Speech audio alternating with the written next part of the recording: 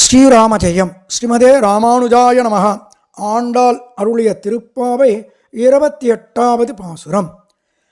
கரவைகள் பின் சென்று காணம் சேர்ந்து உண்போம், அறிவன்றும் இல்லாதாய் குலத்து முந்தன்னை பிறவி பிறந்தனை உண்ணியம் யாமுடையோம், குறைவன்றும் இல்லாத கோவிந்தா உந்தன்னோடு உறவே நமக்கு இங்கு ஒழிக்க ஒழியாது அறியாத பிள்ளைகளோ, அன்பினால் உந்தன்னை சிறுவேர் அழைத்தனவும் சீறி அருளாதே, இறைவாணிதாராய் பறையேலோர் எம்பாவாய். திருமலை திருப்பதியில் அதிகமாக அடிக்கடி பாடக்கூடிய பாசுரம் இதுவே. ரொம்ப ஒரு அற்புதமான பாசுரம். ஏன்னா நாங்கள் ரொம்ப கீழானவன், நீ ரொம்ப உயர்ந்தவன், நான் எவ்வளவு கீழ்ன ஒரு சந்தர்ப்பத்தில் ராமானுஜர் சிஷ்யன் எம்பார் கோவிந்தன் இவருடைய சொந்த தம்பி ஸ்ரீரங்கத்தில் இருக்கும்போது ராமானுஜ சிஷ்யர் எல்லாம் எம்பார் கோவிந்தனை கொண்டாடின்னு இருக்கா. இவரும் ஆமாம் ஆமான்னு பெருமையை கேட்டுன்னு இருக்கார். அப்போது சுவாமி ராமானுஜர் வந்துவிட்டார். அந்த உடனே எம்பார் கோவிந்தனை பார்த்து சொல்கிறார், என்னப்பா இது உலகமே உன்னை கொண்டாடும்படியாக இருந்தாலும் நீ உன்னுடைய குற்றம் குறைகளை தான் சொல்லணும், மற்றவா உன்னை பெருமையாக சொன்னால் நீ ஆமாஞ்சாமி போடக்கூடாதுடா, தற்பெருமை கூடாதுடா, என்னடா இப்படி பண்ணிட்டாயின்னு சொன்னார். உடனே எம்பார் கோவிந்தன், ஷமிக்கணும் சுவாமி, அவள் இவ்வளவு நேரம் சொன்னதெல்லாம் உங்களுடன் சேர்ந்ததுனால்தான் வந்தது, அதனால் உங்களுடைய பிரபாவத்தை சொல்கிறான்னு கேட்டிருந்தேன் தவிர என்னுடைய பெருமையை கேட்கலேன்னு விட்டார். ஆஹா கோவிந்தரே, இந்த குணம் எனக்கும் சித்திக்கணும்னு என்னை ஆலிங்கனம் பண்ணிக்கோன்னு சொன்னாராம். எவ்வளவு பெரிய ராமானுஜர், ஸ்வயம்பு ஆதிசேஷ அவதாரம், அவரே என்ன அற்புதமான குணம் உனக்கு, உன்னை புகழ்ந்தாலும் கூட ஆச்சாரியன் அனுக்கிரமம் ஆச்சாரியன் ஆசீர்வாதமும் எனக்கு லபித்ததுன்னு சொல்கிறியே கோவிந்தராஜா, என்னை நெஞ்சார தழுவுன்னு ஆலிங்கனம் பண்ணிண்டாராம். அதனால் நல்லா ஞாபகப்படுத்தி கொள்ளுங்கள், நான் சொல்லாமல் எல்லாம் ஆச்சாரியன் அனுக்கிரகம் பகவான் கிருபன்னு சொல்லுங்கோ. ஆண்டாள் அழகாக சொல்லித்தரா. கரவைகள் பின் சென்று கானம் சேர்ந்து உண்போம். சாதாரணமாக மனுஷாளுக்கு அறிவு ஜாஸ்தின்னு சொல்லுவாள். ஆனால் நாங்கள் மாடு மேய்க்கிறவா, மாட்டுக்கு பின்னாடி நாங்கள் போகிறோம், மேலும் மாடோட காட்டுக்கு போவோம். காட்டுக்கு போனால் உடனே மாடு புல்லெல்லாம் மேயும், நாங்களும் கொண்டு போன சாப்பாடெல்லாம் சாப்பிடுவோம். அதான் ஆண்டாள் சொல்கிறா, அறிவொன்றும் இல்லாதாய் குலத்து, ஒரு அறிவும் எங்களுக்கு கிடையாது. ஏன், வழக்கை இடக்கை தெரியாது, எது நல்லது எது கெட்டது தெரியாது. எங்களுக்கு 6 அறிவில் ஒரு அறிவு கூட கிடையாது. பார்த்திங்கன்னா ஒரு மிருக ஜாதி போல் வாழ்ந்துட்டு இருக்கும். உந்தன்னை பிறவி பெருந்தனை புண்ணியம் யாமுடையோம். கிருஷ்ணா, நீ யாதவ குலத்தில் பிறந்து எங்கள் புண்ணியம், ஆனால் நாங்கள் ஒன்றும் தபசெல்லாம் பண்ணலை. கிருஷ்ணா, நீயா தீர்மானம் பண்ணி இந்த 1000 குலத்தில் சங்கல்பம் பண்ணிட்டு வந்தாய், எங்களுக்கு ஒன்றுமே தெரியாதுன்னு ஆண்டாள் அழகாக சொல்கிறா. குறைவொன்றும் இல்லாத கோவிந்தா, நாங்கள் அறிவில்லாத கூட்டம், எங்கள் கூட்டத்தில் நீயே வந்துட்ட, ஆனால் அப்போ கூட உனக்கு ஒரு குறையும் இல்லை. அதே போல் எங்களுக்கும் நீ வாழற காலத்தில் நாங்களும் வாழறோம், அதனால் எங்களுக்கும் ஒரு குறையும் இல்லைன்னு கோதை சொல்கிறா. நம்ம நிறைய பேரை பார்த்துருக்கோம், சௌரியமாக நன்னா இருப்பா, ஆனாலும் சொல்லுவாள் 20 வருஷத்துக்கு முன்னாடி அப்படி பட்டேன் பாடு, அந்த பாடு நீ பட்டிருக்கவே மாட்டேன்னு சொல்லுவாள். அந்த மாதிரி பாடுபடவே கூடாதுன்னு சொல்லுவாள். இப்போ நன்னா இருக்கே நிம்மதியாக இருக்கேன்னு சொல்ல மாட்டா. திருப்பி திருப்பி அதே ரீவைண்ட் பண்ணி பண்ணி, அதாவது செல்ஃப் ப்ரீட்டி, நான் ரொம்ப பாவம், நான் பட்ட பாடு என்ன, இதில் வேற பேரம் பேத்தி கேட்டெல்லாம் சொல்லுவாள். அந்த மாதிரி குறை சொல்லக்கூடாதுன்னு அழுத்தமாக ஆண்டாள் அழகாக சொல்கிறா. உந்தன்னோடு உறவேல் நமக்கு இங்கு ஒழிக்க ஒழியாது அறியாத பிள்ளைகளாம், அன்பினால் நீ ஞானம் உள்ளவன், நாங்கள் ஞான சூன்யம், நீ மாயாதிபதி, நாங்கள் மாயையில் மாட்டிக்கொண்டு இருக்கிறவா, நீ அனந்தன் எல்லையில்லாதவன், நாங்கள் எல்லைக்குள் அடங்கி கிடக்கிறோம், ஆனால் உனக்கும் எனக்கும் உள்ள உறவு அழிக்கவே முடியாது. ஏன்னா பகவான் பகவத்கீதையில் அர்ஜுனன் கிட்ட சொல்கிறார், அர்ஜுனா, உனக்கும் எனக்கும் பல கோடி ஜென்மம் ஆயிடுத்துடா, அவையெல்லாம் நான் அறிவேன், ஆனால் அர்ஜுனா நீ ஒன்றும் அறியாது, இருந்தாலும் நீ என் பிரியா சகன்ற. சிம்பிளாக சொன்னால் அப்போவே கிருஷ்ணன் சொல்லிட்டார் நண்பேண்டான்னு. அதான் ஆண்டாள் சொல்கிறா, உனக்கும் எனக்கும் உள்ள உறவு அழியாதுடா கிருஷ்ணா. ரொம்ப அழகான ஒரு வார்த்தை. எங்களுடைய ஒரே சொத்து பரமாத்மாவான கிருஷ்ணன் மட்டும்தான்.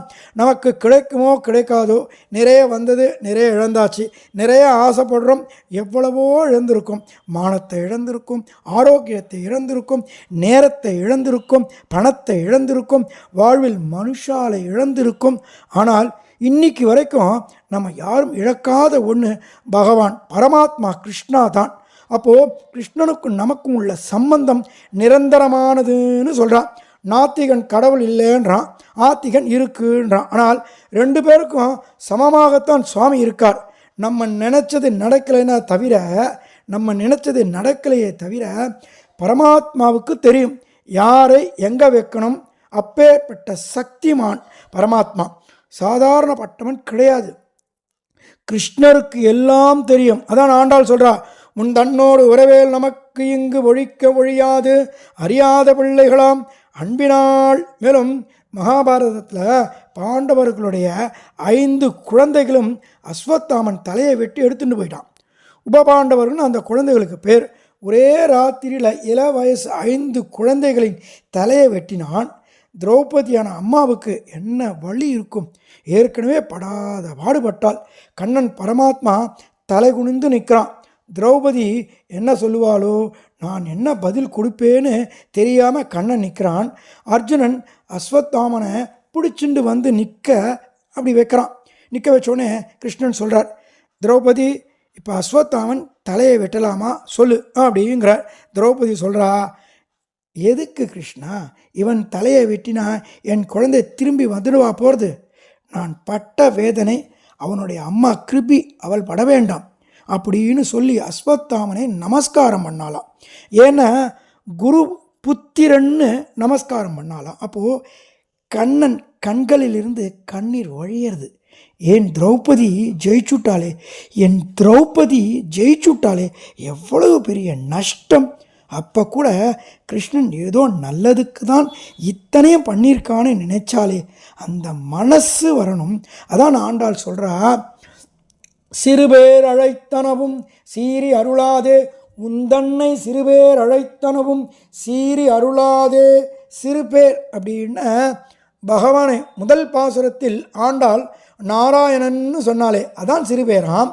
அதனால் கண்ணனை வெறுப்பேற்றணும்னா நாராயணா நாராயணான்னு சொன்னால் போதும், கோபம் ஆட்டோமேட்டிக்காக வந்துடுமா.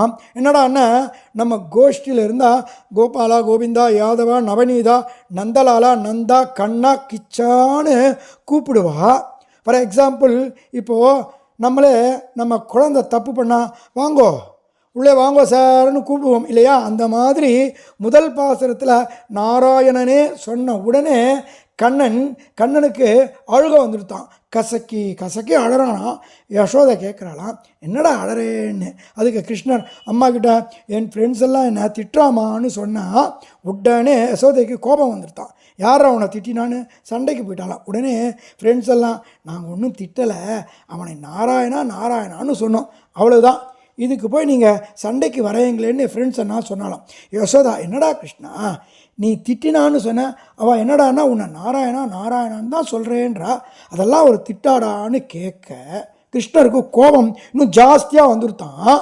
ஆமாம், எனக்கு என்ன அந்த நாராயணன் மாதிரி 4 கையாக இருக்குது, நாராயணன் வைகுண்டவாசின்னு சொல்ல ஆண்டாள் கண்ணனிடம் வந்து சாரி ப்ளீஸ் எக்ஸ்கியூஸ்னு சொல்லி, நான் தான் உன்னை முதல்ல நாராயணன்னு சொன்னேன், என்னை மன்னிச்சுடுன்றா. இறைவாணி தாராய் பரேலோர் எம்பாவாய். ஒரு சந்தர்ப்பத்தில் அஜாமீன் அண்ணா மரண படுக்கையில் இருக்கார். யமதூதர்கள் வந்து பாசக்கயிற்று அவன் மேலே போட்டு இழுக்கிறா. கடைசி பையன் மேலே ஆசை வச்சிருந்தார், அதனால் அவனை கூப்பிடுகிறார். அவனுக்கு நாராயணன்னு பெயர் வச்சதுனால அவனை நாராயணன்னு கூப்பிட்டார். ஆனால் கூப்பிட்ட பிள்ளை வரலை. வைகுண்டத்திலிருந்து நாராயணன் தன்னுடைய ஆளை அனுப்பிட்டார். ஒரு கால் நாமே விட்டாலும் அவன் விடமாட்டான். நன்னா ஞாபகப்படுத்தி கொள்ளுங்கள், நம் உள்ளத்துக்குள் இருக்கும் சக்தியை பகவான் பரமாத்மா கிருஷ்ணன் தான் கொடுக்க முடியும். அறியாத பிள்ளைகளாம் அன்பினால் உந்தன்னை சிறுபேர் அழைத்தனும் சீறி அருளாதே இறைவாணி தாராய் பரேலோர் எம்பாவாய். எங்களுக்கு என்ன வேணுங்கிறத நீ தான் கொடுக்கணும். ஏன்னா அறிவுற்ற சிறு பிள்ளைகள் நாங்கள். ஆனால் உன்னோட இருந்த உறவு மட்டும் அழியவே அழியாது. உன்மேல் கொண்ட பக்தி அன்பு மாறவே மாறாது. கிருஷ்ணா, எங்களுக்கு மோட்ச சித்தியை கொடுத்து பகவத் கைங்கரியம் தா போதும்னு ஆண்டாள் அழகாக சொல்கிறா. இதை கேட்ட பரமாத்மா கண்ணன் கண்களில் கண்ணீர் வழியறதான். அவ்வளவு ஆச்சரியம். இன்னும் ஆச்சரியமான அனுபவத்தை சிற்றன் சிறுகாலே 29வது பாசுரத்தில் நாளைக்கு அனுபவிப்போம். ஆண்டாள் திருவடிகளே சரணம். ஸ்ரீமதே ராமானுஜாய நமः. மடிப்பாக்கம் கண்ணன். ஸ்ரீராம ஜெயம். ஸ்ரீமதே ராமானுஜாய நமः. ஆண்டாள் அருளிய திருப்பாவை 29ஆம் பாசுரம். Last but one. சிற்றஞ்சிறுகாலே வந்துன்னை சேவித்து உன் பொற்றாமரையடியே போற்றும் பொருள்கேளாய் பெற்றம் மேதுண்ணும் குலத்தில் பிறந்து நீ குற்றேவலுங்களை கொள்ளாமல் போகாது இற்றைப் பறைகொள்வான் அன்றுகான் கோவிந்தா எற்றைக்கும் ஏழேழு விரவிக்கும் உன் தன்னோடு உற்றோமேயாவோம் உனக்கே நாம் ஆட்செய்வோம் மற்ற நம் காமங்கள் மாற்றேலோரெம்பாவாய். ரொம்ப அழகான ஒரு பிரார்த்தனை பாசுரம். நாங்கள் சின்ன பசங்க விடியற் காலம்புற வந்திருக்கோம். கிருஷ்ணா எதுக்கு தெரியுமான்னு ஆண்டாள் அழகாக கேட்குறா. சிற்றன் சிறுகாலே வந்துன்னை சேவித்து. உடம்பு நன்னா இருக்கும்போதே பக்தி பண்ணிடுங்கோ. இன்றைக்கி தெம்பாக இருக்கா, கோயிலுக்கு போய்ட்டு வந்துடுங்கோ. அவ்வளவுதான். கஷ்டமாக இருக்கா, ரங்கனை நினையுங்கோ.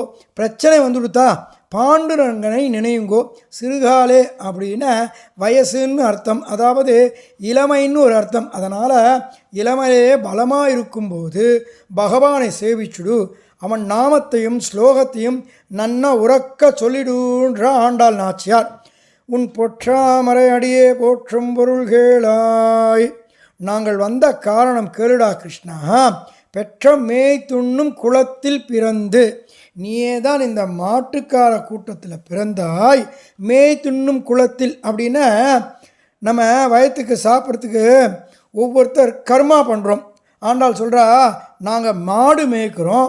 இன்னும் சில பேர் பார்த்திங்கன்னா ஐடியில் கம்ப்யூட்டரை மேய்க்கிறா. இன்னும் சில பேர் சூப்பர்வைசராக மேய்க்கிறா. இந்த சூப்பர்வைசராக போய் கேட்டோம்னா சொல்லுவா 30 பேரை மேய்க்கிறேன்னுவா. இதே ஸ்கூல் டீச்சரை கேட்டால் அவள் சொல்லுவா 40 வச்சு மேய்க்கிறேன்னுவா. எல்லாம் மாடு கழுத அப்படின்னுவா இல்லையா. எல்லாம் இந்த எஞ்சான் வயத்துக்கு தானே. நீ குற்றவேலங்களை கொள்ளாமல் போகாது. குற்றவேல்னா கொத்தடிமைகள்னு அர்த்தம். அந்த மாதிரி கிருஷ்ணா நாங்கள் உனக்கு என்றைக்கும் அடிமைதான்னு ஆண்டாள் அழகாக சொல்கிறா. இற்றை பறைகொள்வான் அன்றுகான் கோவிந்தா. ஏதோ இன்றைக்கி வந்தோம், இன்னியோடு முடிச்சிருத்து, இன்னியோடு போயிடுவோம் அப்படியெல்லாம் நினச்சிடாதேப்பா. எற்றைக்கும் கிருஷ்ணா 7 பிறவிக்கும் உன் தன்னோடு உற்றோமேயாவோம் உனக்கே நாம் ஆட்செய்வோம்னா. எல்லா ஜென்மாவிலும் உன்னுடைய வஸ்துவாக, உன்னுடைய சொத்தாக, உன்னுடைய அடிமையாக, உன்னுடைய தாசியாக, நீ இட்ட வழக்காக. அதாவது நீ இட்ட வழக்குன்னு பகவான் சொத்துக்குரியவன், நான் பகவானுடைய சொத்து, இந்த பாவம்தான் இருக்கணும். அதான் ஆண்டாள் அழகாக சொல்கிறா, உன் இஷ்டமாக உன் சொத்தாக இருக்கணும்னு. இதைத்தான் ரமண மகரிஷி மகான் சொல்கிறார். இது வரைக்கும் நான் என் இஷ்டமாக என்னமெல்லாமோ கேட்டேன்.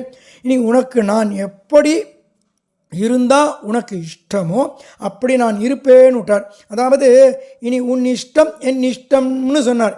எவ்வளவு பெரிய மகானவர். ஆண்டாள் கிருஷ்ணரிடம் சொல்கிறா, உனக்கு நான் என்னெல்லாம் பண்ணணும்னு நினைக்கிறேன் தெரியுமா. அதுக்கு கிருஷ்ணர் சிரிச்சுட்டு, அதுக்கு என்ன இப்போது பண்ணேன்னார். ஆண்டாள் அதுக்கு, இல்லையடா எங்கள் ஆசைகள் எங்களுடைய எதிர்பார்ப்புகள் தடுக்கிறதே, உன் இஷ்டப்படி இருக்க விட மாட்டேங்கிறதே, காமம் வந்து இழுக்கிறதே. அதான் மற்ற நம் காமங்கள் மாற்றேலோரெம்பாவாம். எதெல்லாம் என்னிடத்தில் பிடிக்காமல் இருக்கிறதோ அத்தனையும் மாற்றிடும். என் காமத்தை, வீண் கோபத்தை, வீண் பயத்தை, இதை அத்தனையும் நீ என்னிடம் சொல்ல வேண்டாம். அதை கிருஷ்ணா நீயே எடுத்துடு. மேலும் என்னை மாத்திர பொறுப்பையும் உன்னிடத்தில் கொடுக்குறேன்னு சரணாகதி பண்ணுறோம்.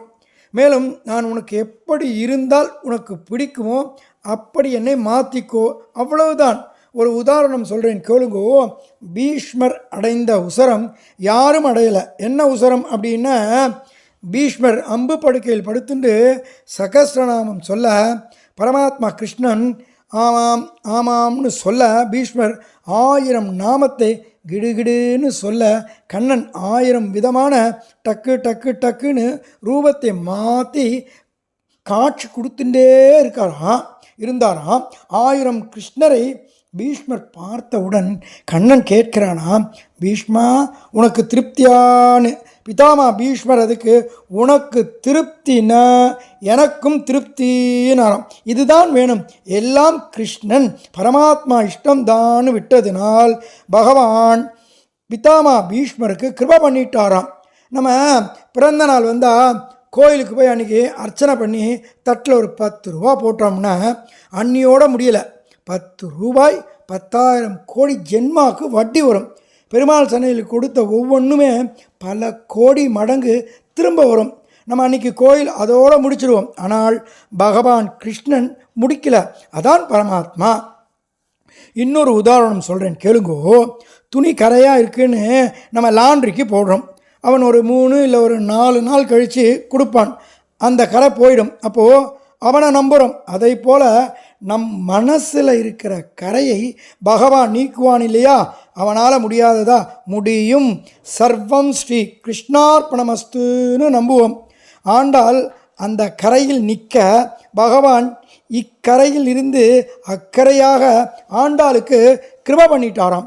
ஆனால் நம்ம கோதை ஆண்டாள் நாச்சியார் சமாதானம் ஆகலையாம். என்னடா அண்ணா, இது என்னோட முடிஞ்சிடக்கூடாது, லோகா சமஸ்தா சுகினோ பவந்துனாலாம். அதனால் நமக்காகவே கடைசி பாசுரம் வங்க கடல் கடைந்த 30வது பாசுரத்தை நாளைக்கு அனுபவிப்போம். ஆண்டாள் திருவடிகளே சரணம். ஸ்ரீமதே ராமானுஜாய நமஹ. மடிப்பாக்கம் கண்ணன்.